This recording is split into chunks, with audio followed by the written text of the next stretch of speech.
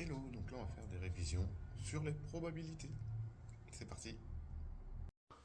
Donc, on va faire un peu d'exercice sur les probabilités. On va faire un exercice type bac, qui est plutôt simple en fait, comme les probabilités en général. Et donc, on nous dit, dans une école de statistiques, après étude de dossier des candidats, le recrutement se fait de deux façons. 10% des candidats sont sélectionnés sur dossier. Ces candidats doivent ensuite passer un oral à l'issue duquel 60% d'entre eux sont finalement admis à l'école.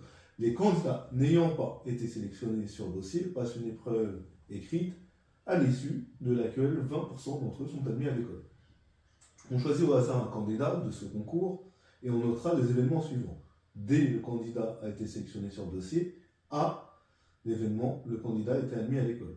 D, les barres, les éléments contraires de A et A barre. Et on nous demande de traduire cette situation par un arbre pondéré. Ça, c'est un classique, il faut savoir le faire. Et donc, pour faire l'arbre, c'est simple. On va regarder les données de l'énoncé. Donc, on nous dit que 10% sont sélectionnés sur dossier, donc j'aurai 0,1 ici, donc les 10% qui sont sélectionnés sur dossier. Donc j'ai 90% qui ne sont pas sélectionnés sur dossier. Et parmi les sélectionnés sur dossier, j'en ai 60% qui sont admis à l'école, donc 40% qui ne seront pas admis. Et parmi ceux qui n'ont pas été sélectionnés sur dossier, j'en ai 20% qui sont admis, donc 80% qui ne sont pas admis.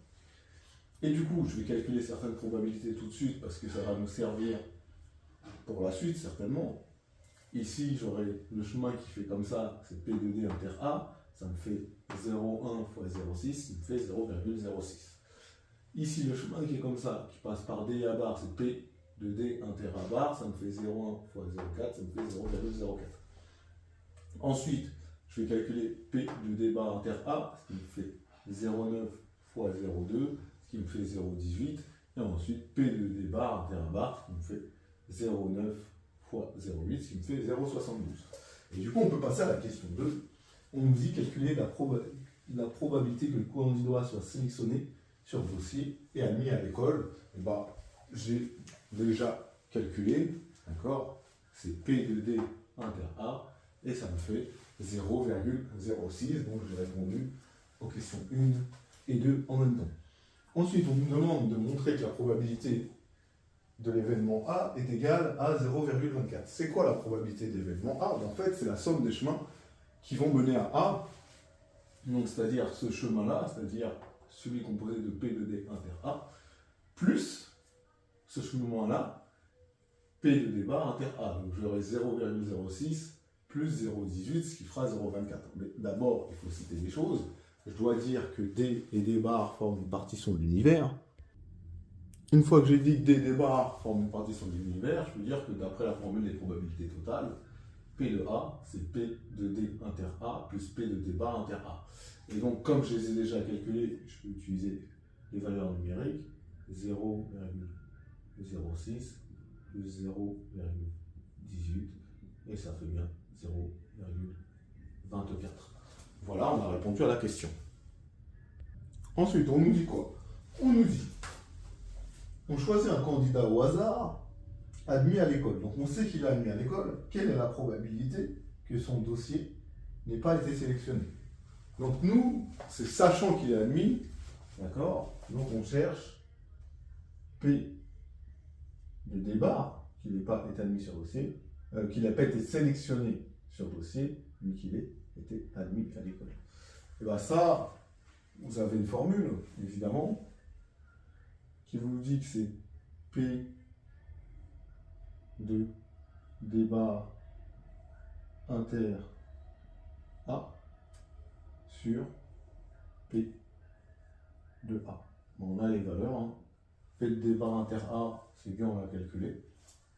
Ça me fait 0,18 sur 0,24. Et ça doit faire 0,75. Tout simplement. Et donc, on a répondu à la partie 1. Dans la partie 2, on nous dit quoi? On admet que la probabilité pour un candidat d'être admis à l'école est égale à 0,24. On considère un échantillon de 7 candidats, choisis au hasard, en assimilant ce choix à un tirage au sort avec remise. On désigne par X la variable aléatoire dénombrant les candidats admis à l'école parmi les 7 tirés au sort. On admet que X suit une loi binomiale. Quels sont les paramètres de cette loi? D'accord? Bon, on sait que X suit une loi binomiale. D'accord? Donc, je fais combien d'essais? D'accord? Donc, mes paramètres, j'ai P, donc, ce sera 0,24, et N, c'est quoi? Simplement, vous avez que c'est 7, puisque j'en tire 7, tout simplement. Voici les paramètres de ma loi binomiale, rien de difficile. Ensuite, on nous dit, calculer la probabilité qu'un seul des 7 candidats tirés au sort soit admis à l'école. Rappelez-vous, quand vous cherchez P de X égale K, c'est égal évidemment à K parmi N fois petit p puissance K fois 1 moins P puissance N moins K. Là, moi, c'est un seul, donc mon K, je vais le remplacer assez aisément par 1. Mon N, il vaut 7. Mon P, il vaut 0,24. Donc j'aurai 0,24 puissance 1. Donc 1 moins P, c'est facile. Ça fait 0,76. Et du coup, 7 moins 1, ça fait 6. Ça, après, vous prenez votre calculatrice. C'est pas bien difficile. Et vous calculez. Et du coup, on prend sa calculatrice, ça fait environ égal à 0,32, puisqu'on nous demande d'arrondir au centième, c'est-à-dire 2 chiffres après la virgule. Ensuite, question C, on nous demande calculer la probabilité qu'au moins 2 des 7 candidats tirés au sort soient admis à cette école. On donnera une réponse arrondie au centième. Bon, là, ça va être simple. Aussi, au moins 2. D'accord? C'est-à-dire qu'on cherche P de X, d'accord, supérieur ou égal à 2. Mais ça, c'est quoi? C'est simplement l'événement contraire, d'accord, de P de X strictement inférieur à 2. Donc, c'est 1 moins P de X strictement inférieur à 2. Autrement dit, 1 moins P de X inférieur ou égal à 1. Soit vous avez la calculatrice qui vous permet de calculer ça directement, soit vous faites ça, parce que inférieur ou égal, pour ceux qui ont un Texas Instruments, ils ont essentiellement du inférieur ou égal, vous faites ça. Ou soit vous prenez encore plus la tête. Moi, ce que je déconseille, c'est de faire. Du coup, c'est 1 moins P de X égale 0, qu'on peut calculer, plus P de X égale 1, qu'on a déjà calculé. D'accord? Bon. Faites comme vous voulez. Moi, ça a un peu d'importance. L'idée, c'est de trouver le résultat. Et donc, quelle que soit la façon que vous allez le faire, vous trouverez à peu près 0,53. Donc, on peut passer à la suite. Du coup, on nous dit, un lycée présente N candidats au recrutement dans cette école, où N est un entier naturel non nul. On admet que la probabilité pour qu'un candidat quelconque du lycée d'être admis à l'école est égale à 0,24. Et que les résultats des candidats sont indépendants les uns des autres, donner l'expression en fonction de N de la probabilité qu'aucun candidat issu de ce lycée ne soit admis à l'école. Bon, ça va être simple. Du coup, moi, je suis toujours ma loi binomiale, d'accord? Mais j'ai N, d'accord? Et mon P reste à 0,24. D'accord? Ça, c'est pour, du coup, l'exercice 2 de la partie 2. Et du coup, on poursuit. Et moi, je cherche P de x égale 0, puisque j'en ai aucun.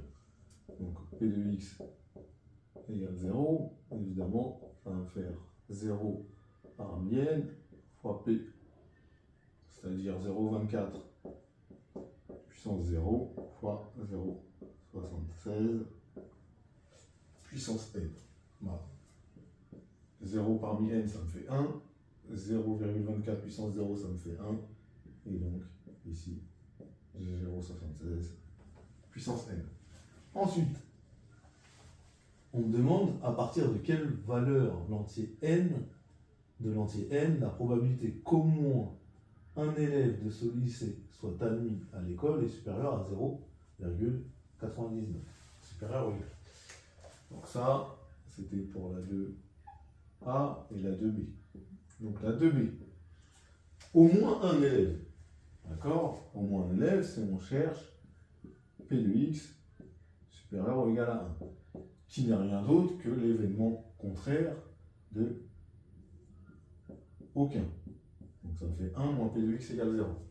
Donc nous, on cherche, finalement, qu'est-ce qu'on cherche? On cherche n, d'accord?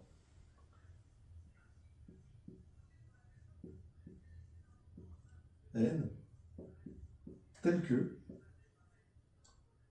1 moins P de x égale 0 soit supérieur ou égal à 0,99. Et ça, c'est équivalent à dire quoi? Que j'ai 1 moins P de x égale 0, on a dit que c'était 0,76 puissance n. Moins 0,76 puissance n supérieur ou égal à 0,99. Si on ne met pas le 0 devant, c'est pas bon. Et du coup, je vais poursuivre avec les équivalences. Donc, on a été là, j'ai 1 moins 0,76 puissance n supérieur ou égal à 0,99. Donc le 1, je fais basculer de l'autre côté, donc ça me fait moins 0,76 puissance n supérieur ou égal à moins 0,01. Je multiplie par moins 1, je sens le sens de l'inégalité. Et du coup, pour faire tomber le n, je vais appliquer la fonction logarithme népérien, qui est une fonction strictement croissante, et donc le sens de l'inégalité ne va pas changer. Et du coup, ça va me donner n fois ln de 0,76 supérieur ou égal à ln de 0,01. D'accord? Bon, je suis obligé de rappeler un... Pour faire tomber le n, je prends la fonction ln et je rappelle quelque chose, simplement que ln de a puissance n, c'est égal à n fois ln de a. Rien d'exceptionnel. Et du coup, ça me fait n fois ln de 0,76 inférieur ou égal à ln de 0,01. Et après, j'ai plus qu'à diviser de chaque côté par ln de 0,76. ln de 0,76 est un nombre négatif, donc ça me change le sens de l'inégalité. Et j'ai plus qu'à calculer la valeur de ce truc-là. Quand vous calculez ce truc-là, ln de 0,01 sur ln de 0,76, vous trouvez 16, et des bananes. Et du coup, comme n est un entier naturel, le plus petit, c'est n égale 17. Et donc, on a pu déterminer la fin de l'exercice. Voilà.